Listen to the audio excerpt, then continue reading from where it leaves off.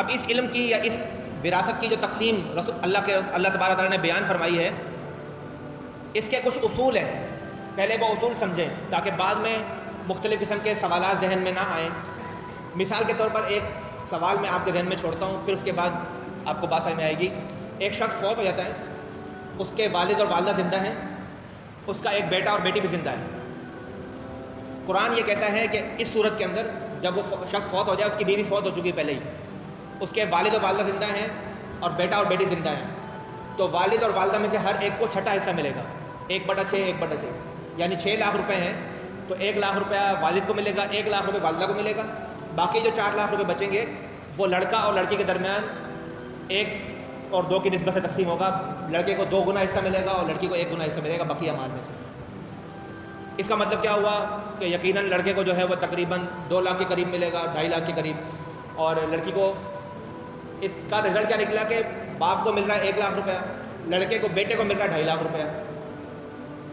تو ایک انسان سوچے گا باپ نے اتنی محنت کی، اس کو پیدا کرنے والا، مرنے والے شخص کو پیدا کرنے والا کون ہے؟ باپ ہے، اس کو پڑھانے والا، اس کو لکھانے والا، اس قابل بنانے والا کہ وہ مال جمع کر سکے اور یعنی کہ دنیا میں کامیاب ہو کر کے وہ چلا گیا۔ اتنی محنت باپ نے کی اور باپ کو ملا کیا؟ ماں کتنی تکلیفیں اٹھاتی ہے، ماں کو ملا کیا؟ یعنی کہ اولاد کے مقابلے میں والدین کو کم حصہ ملا۔ ایک سوال آ رہا ہے نا کہ یہ کیا بات ہوئی؟ اولاد کو کم ملنا چاہیے تھا، والدین کا حق زیادہ ہے، والدین کو زیادہ ملنا چاہیے تھا۔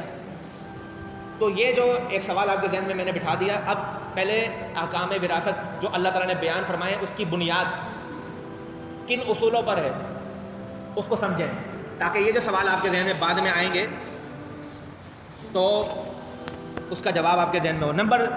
پہلی بات یہ ہے کہ وراثت کی جو تقسیم اللہ تبارک تعالیٰ نے شریعت نے بیان کی ہے، اس کے 3 اصول ہیں کہ کس کو کتنا ملے گا، کتنا نہیں ملے گا۔ پہلا اصول یہ ہے قرابت، میراث میں حصہ ملنے یا نہ ملنے اور حصے کے کم یا زیادہ ہونے میں رشتے کی نزدیکی اور دوری کا بہت بڑا دخل ہے۔ مثال کے طور پر جو صورت میں نے آپ کے سامنے بیان کی، ایک شخص مر گیا، اس کے والد والدہ زندہ ہیں، اس کا بیٹا اور بیٹی زندہ ہیں، اس کے بہن بھائی بھی زندہ ہیں، 2 بندے اور ایڈ کر لیتے ہیں، نہیں بیوی نہیں ہے، 2 بہن بھائی ایڈ کر لیں، تو اس صورت جو میں نے آپ کو بتائی، جو تقسیم میں نے بتائی وہی تقسیم ہوگی۔ بہن اور بھائی کو کچھ نہیں ملے گا، بہن بھائی کو اس صورت میں کچھ نہیں ملے گا۔ والدین کو چھٹا حصہ مل جائے گا اور باقی مال بیٹا اور بیٹی کے درمیان تقسیم ہو جائے گا، بہن بھائی محروم ہو جائیں گے۔ کیوں؟ قرابت۔ پہلا اصول کیا ہے؟ قرابت۔ جو زیادہ مرنے والے کے قریب ہے وہ زیادہ حقدار ہے، جو دور ہے وہ زیادہ حقدار نہیں ہے۔ اولاد اور والدین سے بڑھ کے قریب کوئی بھی نہیں ہوتا۔ اللہ نے بھی اسی بات کو بیان کیا، آباؤکم و ابناؤکم لا تدرون ایہم اقرب لکم نفعا، تمہارے والدین ہیں، تمہاری اولادیں ہیں، لیکن تم نہیں جانتے کہ ان میں سے تمہارے زیادہ قریب کون ہے اور زیادہ حقدار کون ہے۔ دوسرا اصول تقسیم وراثت کا ضرورت ہے۔ ضرورت، جو مال تقسیم ہونے والا ہے اس کی ضرورت کس کو زیادہ ہے، اس بنیاد پر بھی تقسیم ہوئی ہے۔ یعنی قریبی رشتہ داروں میں حصے کی کمی بیشی کا مدار ضرورت کو بھی قرار دیا گیا ہے۔ جتنی جس کی ضروریات زیادہ اور ذمہ داریاں کثیر ہوں گی، اسی لحاظ سے اس کا حصہ مقرر کیا گیا ہے۔ مثلاً فوت ہونے والے کے والدین اور اس کی اولاد کی قرابت بالکل مساوی نوعیت کی معلوم ہوتی ہے۔ وہی والی سوال جو آپ کے ذہن میں نے ڈالا، اس کا جواب، فوت ہونے والے کے والدین اور اس کی اولاد کی قرابت بالکل مساوی نوعیت کی معلوم ہوتی ہے، لیکن اولاد جو زندگی کے سفر کا ابھی آغاز کر رہی ہے، اس کی ضروریات والدین کی ضروریات سے کہیں زیادہ ہوتی ہیں۔ جو اس طویل سفر زندگی کی آخری منازل میں قدم رکھ چکے ہیں، نیز والدین کے پاس تو زندگی بھر کا کچھ نہ کچھ جمع شدہ سرمایہ بھی ہوتا ہے، جبکہ اولاد بالکل خالی ہاتھ ہوتی ہے۔ وجہ بیان کی کہ جب والدین اور اولاد وارث بن رہے ہوں تو والدین کو کم کیوں مل رہا ہے، اولاد کو زیادہ کیوں مل رہا ہے؟ والدین آخری عمر میں اور انہوں نے زندگی بھر کمایا بھی ہوگا، یقیناً ان کی ملکیت میں بھی کچھ نہ کچھ ہوگا، جبکہ اولاد شاید نابالغ ہو یا چھوٹی ہو یا بڑی بھی ہو تو ابھی کچھ کمایا نہیں ہے، ان کی زندگی ابھی سٹارٹ ہو رہی ہے۔ تو ضرورت کی بنیاد پر اللہ تعالیٰ کا فیصلہ کیا ہوا کہ ان کا حصہ زیادہ ہونا چاہیے، کیونکہ انہوں نے ابھی زندگی گزارنی ہے، وہ زندگی گزار چکے ہیں، ان کا حصہ کم ہوگا، ان کا حصہ زیادہ ہوگا۔ اور دوسری بات اس سے بھی بڑھ کر، جب وہ فوت ہوں گے تو اس میں سے بھی ان کو حصہ بعد میں ملے گا، اس اولاد کو۔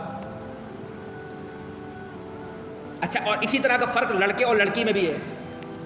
سب جگہوں پر جہاں پر میں آپ کے سامنے بھی بیان کروں گا قرآن کی آیت کے تحت کہ جہاں پر لڑکا لڑکی یعنی بیٹا بیٹی بہن بھائی موجود ہوں گے وارثین میں، وہاں پر مرد کو مذکر کو ڈبل ملے گا اور مؤنث کو اس سے آدھا ملے گا. یعنی اگر جو بھی جائیداد ہوگی اس کے 3 حصے ہوں گے، 2 حصے مرد کو ملیں گے، 1 حصہ عورت کو ملے گا. سوال پیدا ہوتا ہے کہ یہ تقسیم یا یہ طریقہ کار کیوں اختیار کیا گیا؟ اس کا جواب یہ بھی ضرورت کے پیش نظر کیا گیا، کیونکہ لڑکی پر ہر کسی قسم کی ذمہ داری نہیں ہوتی. شادی سے پہلے اس کے والدین اس کی تمام ضروریات کے کفیل ہوتے ہیں. شادی کے بعد اس کی رہائش، لباس، اس کا کھانا پینا، یہ تمام ذمہ داریاں اس کے خاوند پر ہوتی ہیں. اس کی اولاد کی تعلیم و تربیت کے جملہ مصارف بھی خاوند کے ذمہ ہوتے ہیں. دوسری بات، عملی زندگی کی سرگرمیاں جس سرمایہ کی محتاج ہوتی ہیں اس کا مہیا کرنا بھی مرد کی ذمہ داری ہوتا ہے. ان حقائق کے پیش نظر کیا طریقہ اختیار کیے گا تقسیم کا کہ مرد کو 2 دیا جائے اور عورت کو 1 دیا جائے، کیونکہ عورت کی ذمہ داریاں بھی کم ہیں. اس کو مال کی اتنی ضرورت نہیں ہے جتنی ضرورت مرد کو ہے. مرد اس کو کاروبار میں لگائے گا یا اس کے اخراجات زیادہ ہیں، اس نے بیوی کو پالنا ہے، بچوں کو پالنا ہے. تو جہاں بھی مرد اور عورت وارث بن رہے ہوں گے وہاں مرد کا حصہ عورت کے مقابلے میں 2 اس لیے رکھا گیا ہے کیونکہ مرد کی ذمہ داریاں زیادہ ہیں، ضرورت کا تقاضا یہ ہے. تو یہ دوسرا اصول ہو گیا تقسیم وراثت کا، ضرورت. اور تیسرا اصول جو ہے، جو بنیادی اصول ہے، وہ ہے تقسیم دولت. جیسا کہ میں نے بیان کیا کہ عرب کے اندر کیا تھا کہ اگر کوئی مر جاتا تھا تو جو مرد بڑا ہوتا تھا نا اس خاندان کا، وہ سارا مال اس کے قبضے میں آ جاتا. اسلام کہتا ہے کہ مال کسی ایک کے ہاتھ میں نہ رہے، وہ تقسیم ہو جائے. مال ایک جگہ پہ مرکوز نہ ہو جائے، بلکہ وہ جس کا بھی ہے حق اس کو مل جائے، اس کے اندر تقسیم پیدا ہو جائے. اسلام چاہتا ہے کہ دولت سمٹ کر چند ہاتھوں میں جمع نہ ہو جائے، اور وراثت کی تقسیم میں بھی اسی اصول کو ملحوظ خاطر رکھا گیا ہے. اس لیے صرف بڑے لڑکے یا صرف لڑکوں کو ہی وارث تسلیم نہیں کیا، بلکہ تمام اولاد، لڑکے ہوں یا لڑکیاں، اور ان کے علاوہ کئی اور رشتہ دار بھی وارث قرار دیے گئے ہیں تاکہ زیادہ سے زیادہ افراد کے درمیان دولت تقسیم ہو. جتنے زیادہ لوگوں میں دولت تقسیم ہوگی اس کے بڑھنے کے چانسز بڑھ جائیں گے، کیونکہ ہر شخص کی قابلیت، ذہنی صلاحیت مختلف ہے. ہو سکتا ہے کہ جو بڑا لڑکا، بڑا بیٹا، اگر ساری دولت اس کو دے دی جائے اس کے دماغ اتنا کام نہ کرتا ہو، وہ کیا پتا ایسے کاروبار میں پیسہ لگائے جہاں پہ اس کا پیسہ ضائع ہو جائے. ہو سکتا ہے دوسرا بیٹا، چھوٹا بیٹا یا دوسرا رشتہ دار جو وارث ہے وہ زیادہ ٹیلنٹڈ ہو. تو اللہ تبارک و تعالیٰ نے تقسیم دولت کے اصول کے تحت بھی احکام وراثت جو بیان کیے اس میں یہ اصول بھی کار فرمائے. تو 3 اصول ہو گئے. نمبر 1 قرابت، الاقرب فالاقرب، ایک قانون یہ ہو گیا. دوسرا ضرورت، جس کو زیادہ ضرورت ہے اللہ نے اس کا حصہ بھی زیادہ رکھا ہے. اور تیسرا تقسیم دولت، حصہ سارا بڑے کو نہیں دے رہے یا صرف لڑکوں کو نہیں دے رہے، سب کو دیا جا رہا ہے تاکہ تقسیم دولت کے اصول پر عمل کیا جائے. دولت ایک ہاتھ میں جمع نہ ہو جائے بلکہ تقسیم ہو. ان 3 اصولوں کی بنیاد پر اللہ تبارک و تعالیٰ نے یہ ساری تقسیم بیان فرمائی ہے.